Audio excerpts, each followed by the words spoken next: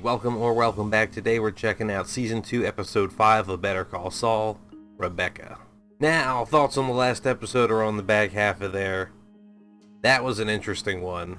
Not to spoil anything about Mike or Tuco's fate in Breaking Bad, but it's good to see these two characters crossing paths and the relationship it has to the main show.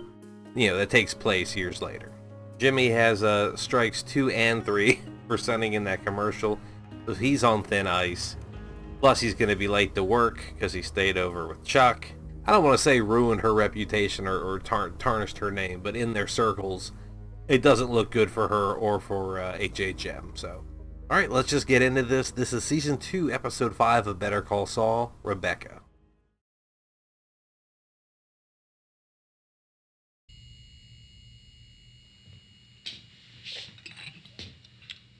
Oh. I thought somebody was like shell struck or having a moment. It was the waves, and it just hit me. He's screwing in bulbs. Is this past Chuck? It has to be. Oh yeah, the name of the episode is Rebecca. Is this said person? I'm debating whether to say something. Isn't that Stormfront's mom? Like, I know that's one of the Casons. I just don't know which one she is. Seriously? He's early. You're a doll. I may not have caught who he was talking about, but is this Jimmy? Yeah! Look at this place. Hey, Jimmy. Thanks. Yeah, oh, beer. She's being modest.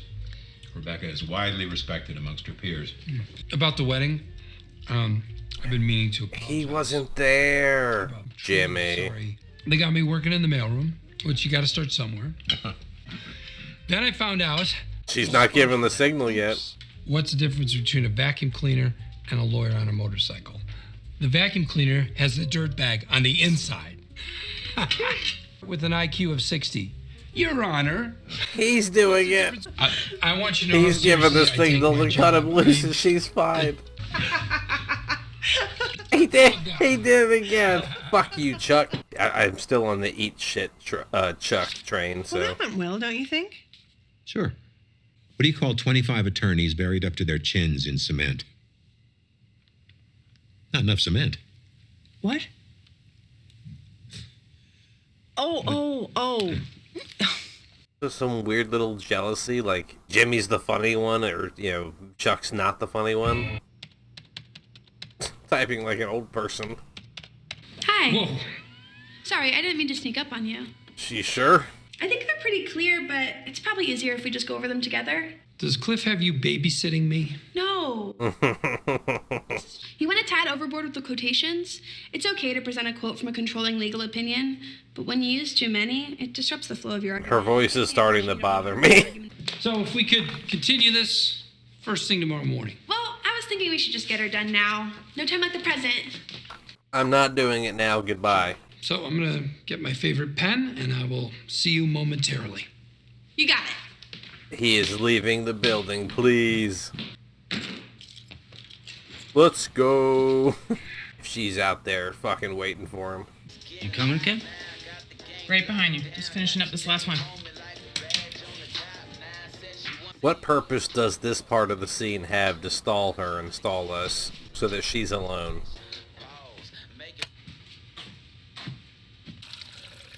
We're up close. Is there going to be a jump scare? Some sort of in the frame quickness? Yeah, it's like, why couldn't we just cut in right here? Why did we have to do everything that we just did? Wexler versus Hamlin, McGill. You want me to sue my own firm? Chuck is punishing you to get to me. This is extortion, pure and simple. No. I told you this would happen, and now I'm paying the price. Kim is the voice of reason. I dig myself out of this hole. You do your job, Jimmy. Just please go. How many of their conversations have ended just like that? Hey, is Aaron in yet?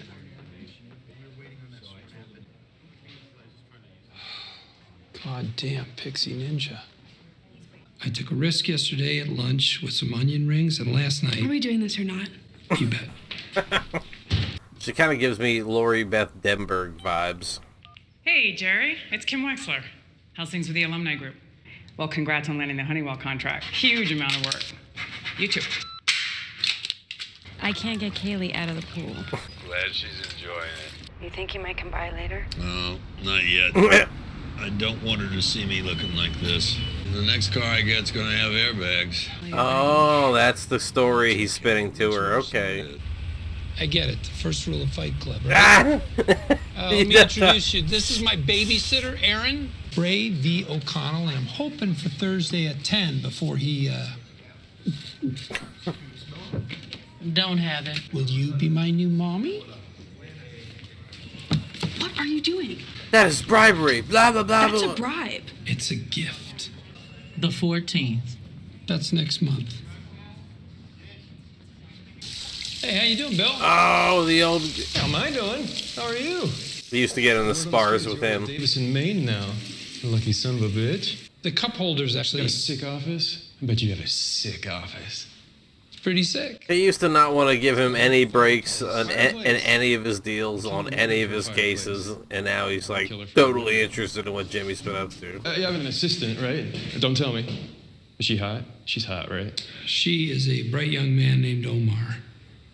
Omar. Good seeing you, Bill. Have a great day. Yeah. Lucky bastard. How many more options do we have here, Kim? Kim Wexler. Hey, how are you, Paige? I couldn't be more thrilled. I'm in the firm and I...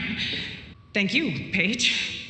Now, is she trying to Okay, bye. pull in a big job to kind of save Grace with HHM? I thought maybe she was trying to find other work, but it makes more sense.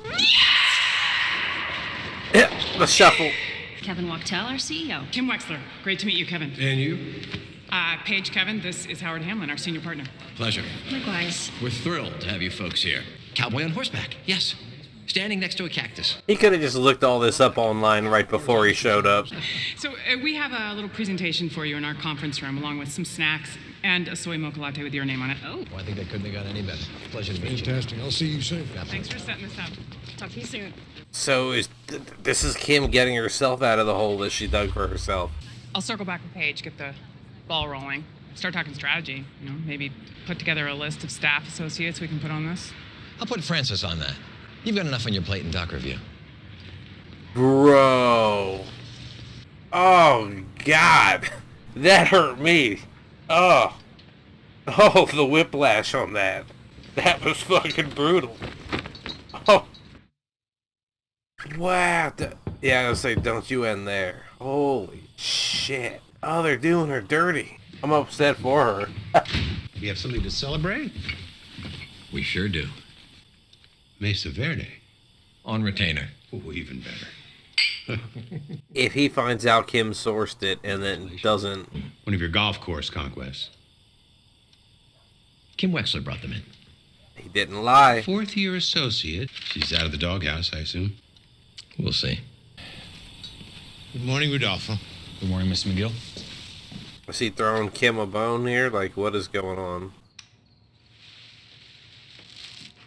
Oh, sorry.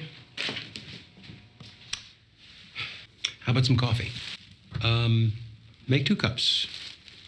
Kim's like, I'm trying to leave, dude. Well, I guess it's true what they say. The early bird gets the worm, which is good if you like worms. What is this about, Chuck? Are you just gonna get to it? Do I have a future at this firm?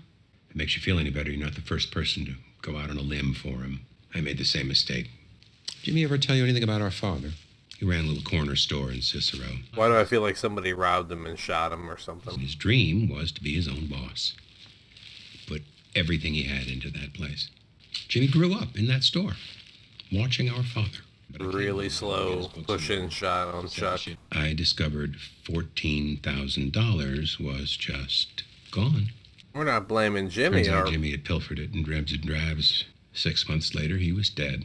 At the funeral, no one cried harder than Jimmy. Yeah, I thought you were going to talk to her about her job here and getting her out of the fucking mailroom. I'll talk to Howard. Pour a little oil on troubled waters. You're being wasted down in doc review. Good job with Mesa Verde. Way to end the fucking conversation on an uplifting note. Absolutely. Who's coming in out of focus? He really did a number on it. Hector Salamanca. Look at me, Hector. He's my nephew. Hothead always has been. Apologize to you on behalf of my family. Mike can't get him out of jail. Best thing for him, teach him respect for his elders. Wow, really? But not for 8 years. Less. Hold on this moment. Let it simmer until she walks away. I would like for you to tell the police that the gun was yours. Would you? But wouldn't the gun be registered to him or not him? Then I'd be subject to the gun charge. You're an ex-cop. They go easy on you. Oh, but is that going to get you in trouble with Nacho? Because you're supposed to have fucking Tuco put away. For your trouble, you take home $5,000. Damn, he didn't want to be involved with all this extra shit.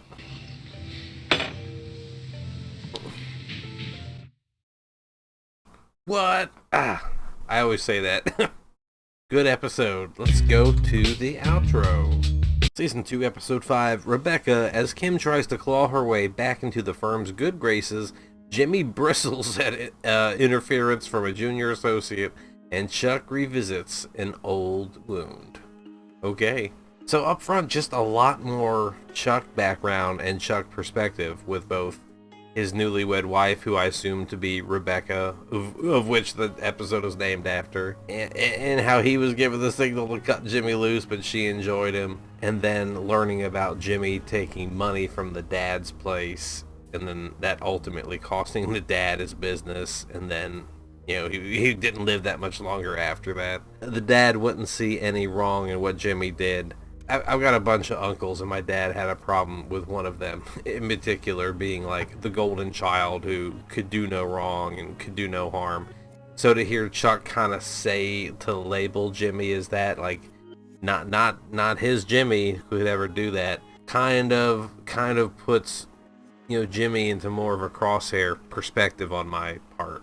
His last episode, I think I mentioned, you know, is this just my bias against Chuck in pro Jimmy? You know, if it was told from another perspective, would I see Jimmy as the train wreck that he is and be, you know, upset at him like Chuck is and like Kim is? In regards to Kim, man, she told Jimmy she was gonna get her way out of this and was busting her ass and made some sort of good deal, good client recommendation, found some business.